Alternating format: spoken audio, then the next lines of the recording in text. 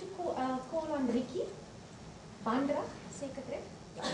Riekie has been engaged since 2013, and I want to also thank her for efforts, Mercantile and Labour Law, to undergraduate students.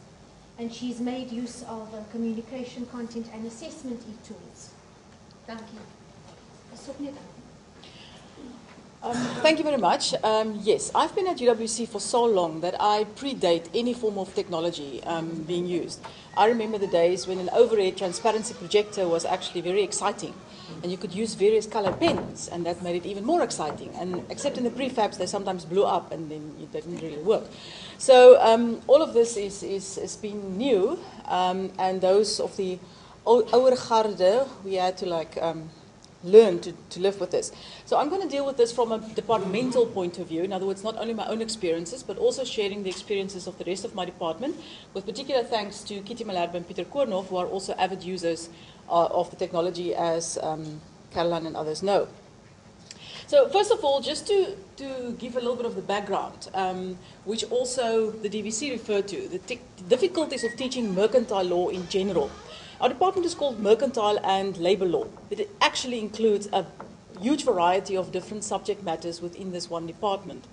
So we teach anything from labour law, which is fairly familiar to most people, to company law, to law of partnerships and agency and session and insurance, and we deal with insolvency and the law of insolvency, and then we deal with what's called negotiable instruments and those technical payment systems and digital signatures that the DVC talked about, and then we deal with international trade and business, and sometimes quite a few of those things get lumped into one semester, into one module.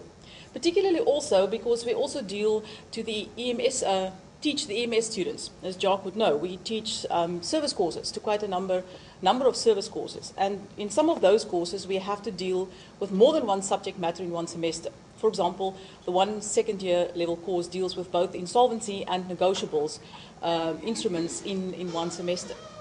Now, that has a number of different challenges because it makes it difficult to prescribe materials, and it makes it difficult to actually make the connections for students and actually make this real. So that in itself is part of the challenge. Then, technical and unfamiliar, most of the subject matters that we teach, and I guess if I have to ask you what many of those subject matters are about, you might also look at me very strangely, because most of it is unfamiliar to students. Law in general might be unfamiliar, but if you talk about things like constitutional law and the Bill of Rights, everybody has a sense, and human rights, everybody has a sense and an opinion on what that is. If you talk about criminal law, everybody now has an opinion of what dolus eventualis is after the Oscar Pistorius trial. Everybody are experts on it. And family law, everybody has a family, and there's marriages, and there's divorces, and there's children, and all of those things are fairly familiar. It's real to most students. But if you talk about mercantile law and setting up companies and signing checks and bank accounts and financial statements, and you talk about international trade law, all of these things are very strange and unfamiliar to students. So it makes it difficult to teach. For them it's abstract. They have to suffer through the course, they have to get their 40%, they have to write the exam, they have to suffer to get the 50%, and that's it. Because the rest for them is surreal. So you have to find a way of making it real. Even our colleagues in a recent publishing retreat, when we talked about international trade and about the current chicken saga, about the fight with the Americans, about the duties on chicken and so on, their eyes went open when they realized that, well, all of this has an effect on the price they pay for chicken at the stores. So it is real. It's not just abstract up in the air. So making it real and having students connect with the content matter is a challenge. Lack of textbooks, not so much a lack, although in something like international trade and business law, there are no South African textbook as such.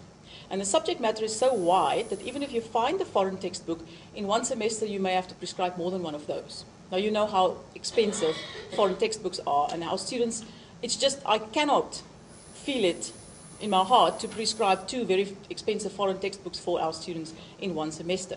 So that makes it difficult in some instances. Class attendance, I don't think I need to say more. We all know that we have a problem with class attendance. The moment that you step into class and you see 2 or 3 little souls sit there in an elective course, you know they're writing a test later in the day in a compulsory course, and they're all writing or learning for the test and studying, and they're just bunking your class. So that is a problem, and it has a result on, or an impact on the pass rates and so forth. Question is, how can then we use the online environment, the online teaching environment to assist, to try and overcome some of these problems? Now, one of the things that has helped is the fact that you can prescribe online materials. Now, online materials are freely available in law. All of our case law is online available. Most of our articles, thanks to Mr. Taki's efforts, are online available. So, and a lot of the newer subjects, such as internet law, trade law, business law, etc., a lot of it is available online. So that helps in actually being able to prescribe materials at no cost to the student and making it possible for them. Sometimes, of course, especially with undergraduate studies in South African law, you still have to prescribe a textbook, but then you can prescribe one textbook that's South African and fairly affordable and add on materials online. We also have found we've graduated excellent visually impaired students, as I'm sure you have as well. And the fact that we can prescribe online materials makes life a lot easier for them, obviously also thanks to the efforts of Ivatni and her assistants who help the students to deal with these materials. Now, the unfamiliarity of the subject matters, you can help to address that by adding materials such as online videos, tutorials, newspaper clips, etc., to the materials that you place on a Canva, for example. If I ask my students in trade law to just go, I do an exercise like that in the beginning of the year. So go and find a newspaper report dealing with the subject matter. And they might think I'm crazy, but they all realize on any given day, if you go and scour the newspapers, there will be something dealing with international trade, the currency crisis, the impact of this on the prices. It is real, and it helps them to actually make that connection with the reality of what it is that they are actually learning. Podcasts, only one of my colleagues have really used podcasts, and that's Peter Koornoff. Now, of course, the theory at the very least is if you actually give your students a lecture in a podcast, they can at their leisure download it, re-listen to it, catch up with what they couldn't understand, etc. So that would be at least the advantage given. Online tests, short online tests, wonderful way of assessing without having to spend hours marking or even having to send ping forms to the people at the computer center.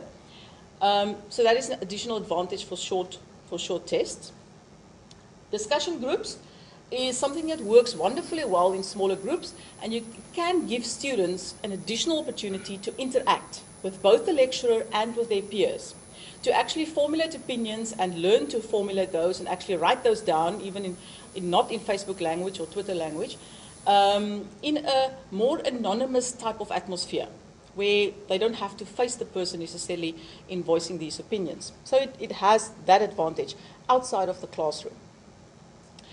Gmail communication, I must congratulate everybody who had the student emails migrated to Gmail. That works so much better because students actually use them. Group-wise email addresses students simply didn't use. They didn't read them, they didn't access them, especially postgrad students. They used their personal emails and they would often miss information because they simply did not access their group-wise email. But students do use the Gmail, so that is a wonderful new initiative. Now, just recently there was the email about the Canva mobile app. Now, I haven't quite figured out how that works and what it is, but I'm excited about the prospect. Because in class, even when the students are there, they sometimes don't pay that much attention because everything is available.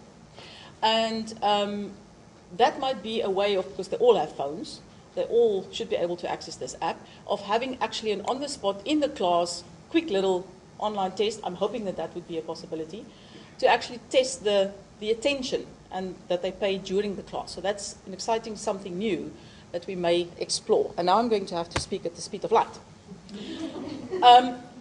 However, this has not solved all our problems. We're obviously sitting with lecturers who've been at the varsity even longer than I have, believe it or not.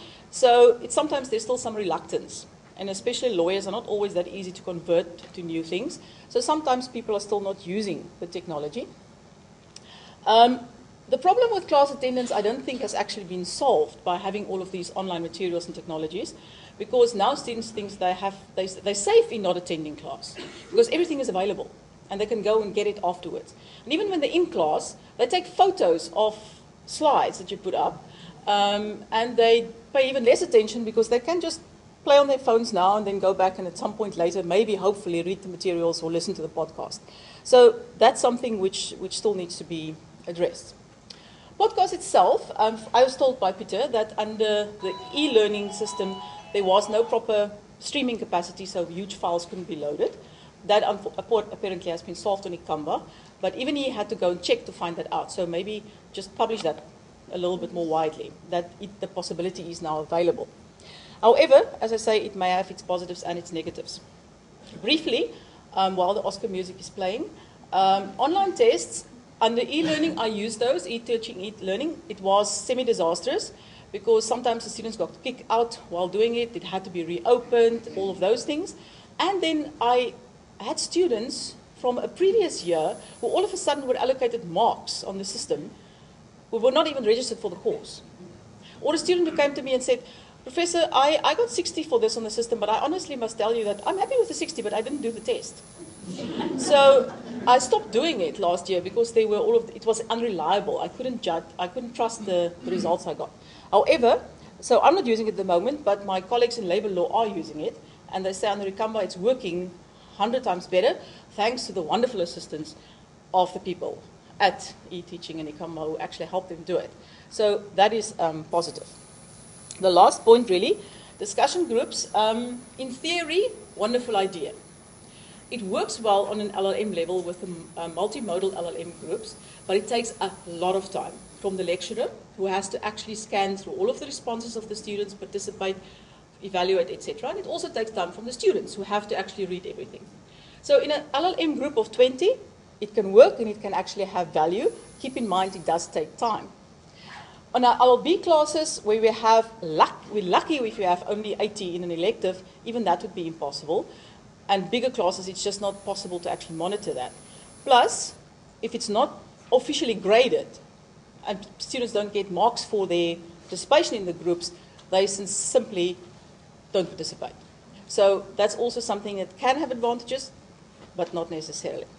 So, and that is, before they chuck me out, that's me. Very brief overview of some of the challenges we face and what we're trying to do via the electronic systems to actually address these problems.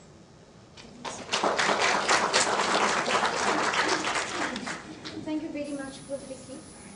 Sarah, while you're setting up the other,